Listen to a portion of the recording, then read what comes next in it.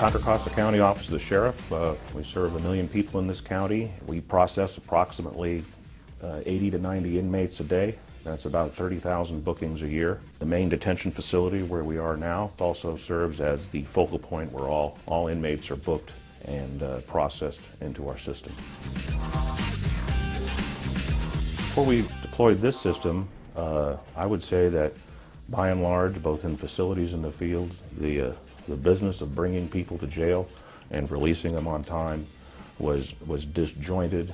The problem with this system prior to the L1 was that it took us into sequence steps. The sequence steps would be something we would have to do, and once we're in those steps, it would be very hard to stop and go somewhere else.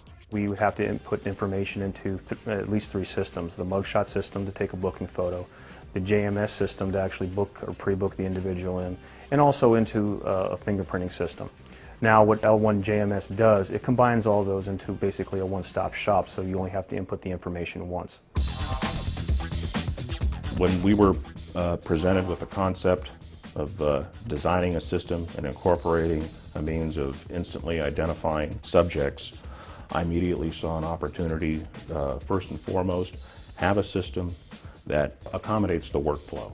The benefit of the L1 system is that it's a free-flowing system. It allows us to enter information, stop, move to a different part of the jail if we have to, or a whole different category. We can tailor it to our needs. It allows us quick access through the icon-driven screens, and for us to comply with the court orders. The L1 system makes sure that we get a pretty much 100% identification process, and it's very quick, very efficient, and very paperless. If I forget something, it makes me mandatorily put it in so I don't forget, which is critical. When you use a reliable technology like this, people tend not to lie.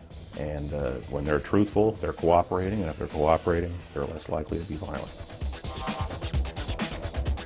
What I like about the L1 system is the ease of integration with other systems we've had. In the past, it's been a 2-month process just to get a quote, a 3-month process for the actual integration to take place. Now it's 2 weeks and almost 0 cost. It's easy to pick up.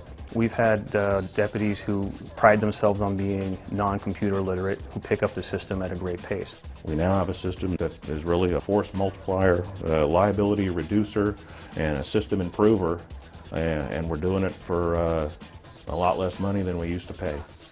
And if you're a manager in law enforcement, I mean, that's exceptional.